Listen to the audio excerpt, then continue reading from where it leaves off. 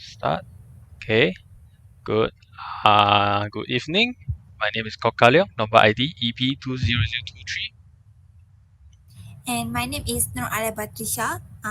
Student ID is EB20070. So this is our presentation for our project on digital electronics. And for our project, it is separated into three parts. So we are doing it in three labs, lab 1, 2, and 3, to simplify the process of designing and circuit 3.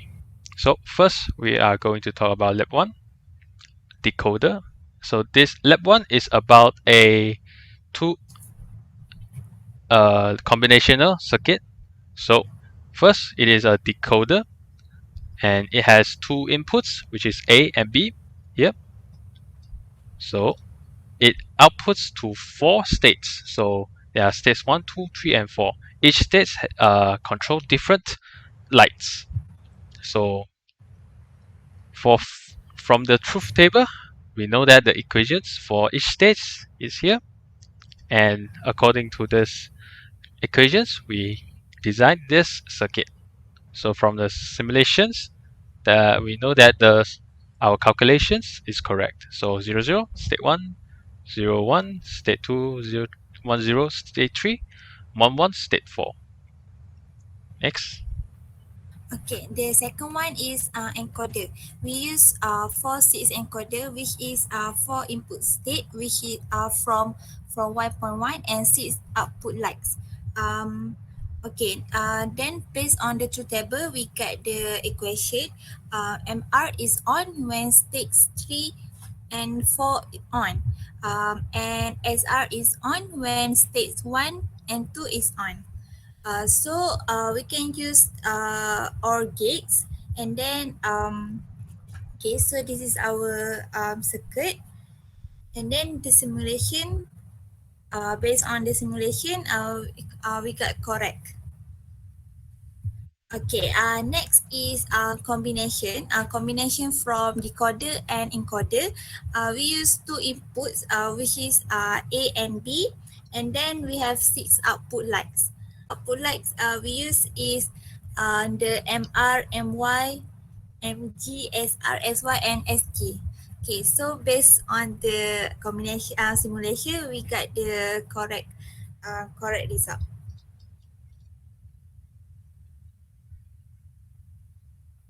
Next, to implement, we used a few ICs, which are an OR gate, an AND gate, and a NOT gate. So for the implementations, we base on the previous circuit, and then the simulations we get is also correct. So the inputs and outputs match.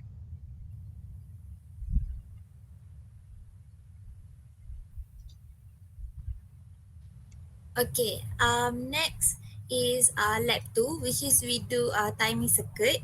And okay, based on the equation, we get the based on the truth table, we get the equation for long trigger and short trigger. Okay, then after that we use OR gate because based on the equation, and then after that uh, then we get the result, and the result is okay.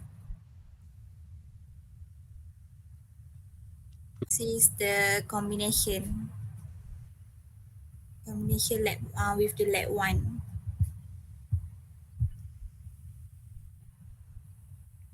Okay, so next the timer circuit.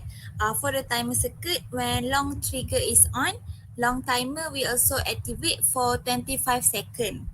Okay, next when the short trigger is on, short timer will activate for 4 seconds. So the left one is sub circuit for lab 2. Okay, and this is a stable timer. And we try to use different resistor value, and to calculate the clock period. Okay.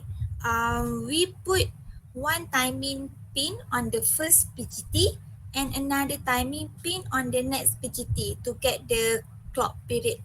Okay. Next, after that, to find the clock frequency, we use formula which is F equal to 1 over T. Okay. Next, the 1 kilo ohm resistor is chosen because it produces the closest to 10 kilohertz.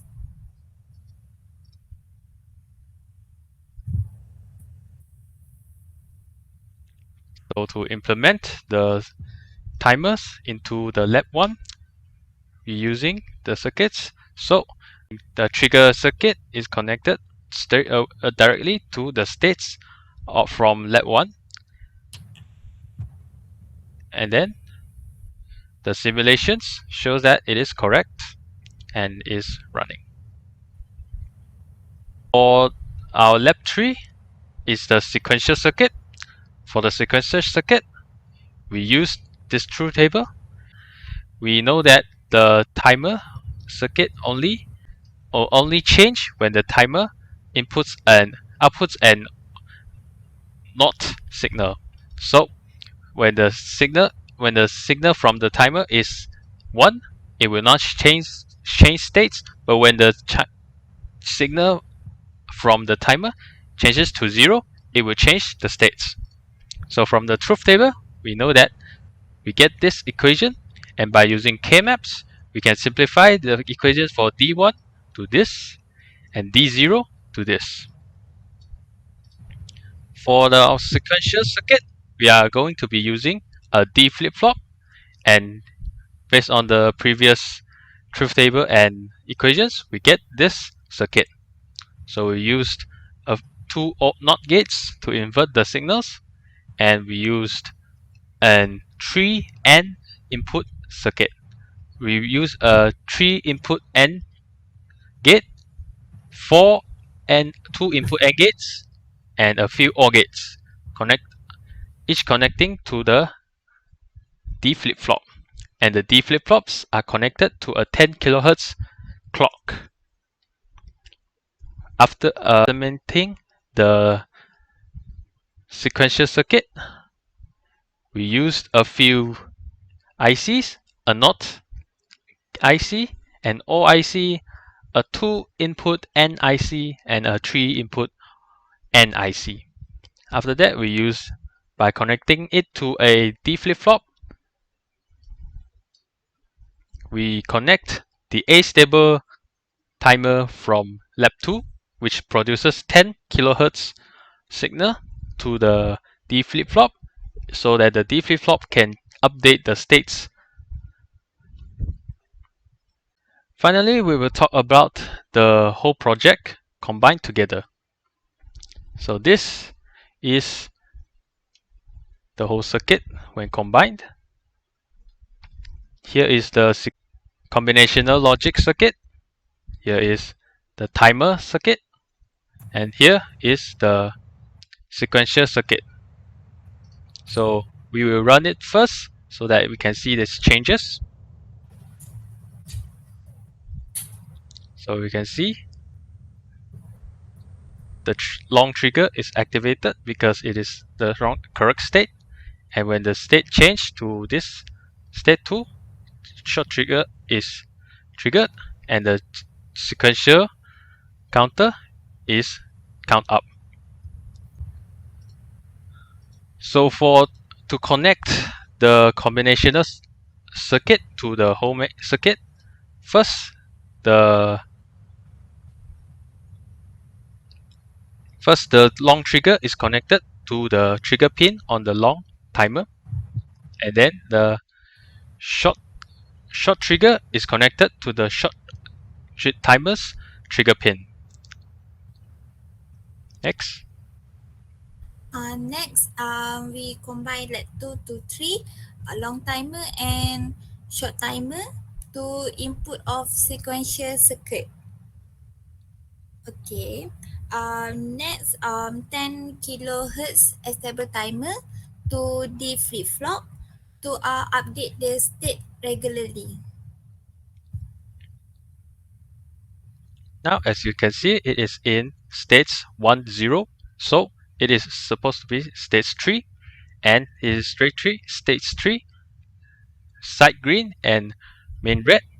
So now the long timer is activated, so it will run for 25 seconds. To check the time, we can see here on the bottom right time. Now it starts from 0 to 25.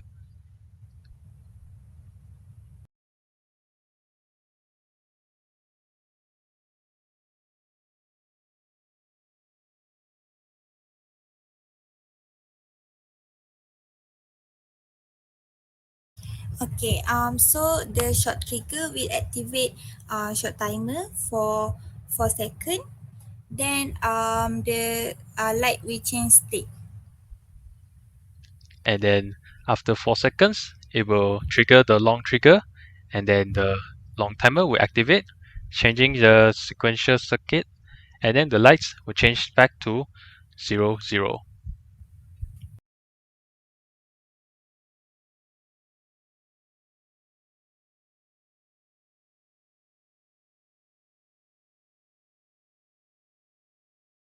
So now after 25 seconds, the short trigger is activated and the short timer runs for 4 seconds. Then the sequential counter will count up again, changing the states of the lights. And I feel like that is all from us. Thank you. Thank you.